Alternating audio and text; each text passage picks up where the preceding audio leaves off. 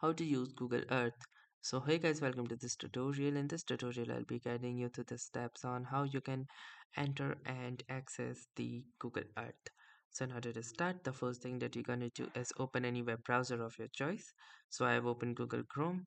Now if you're inside Chrome, you need to simply click onto this option, that is Google Apps, and once you click here you can simply scroll down until you see the Earth option.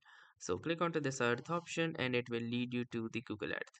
Now if you are on any other web browser, simply search for Google Earth on the search bar and hit the enter button, and you will see this option that says Google Earth.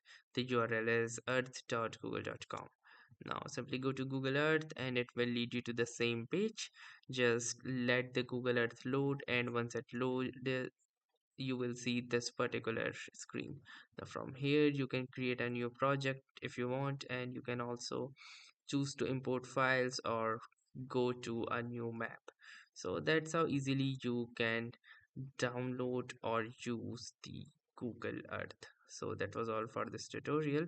Thanks for watching and have a nice day.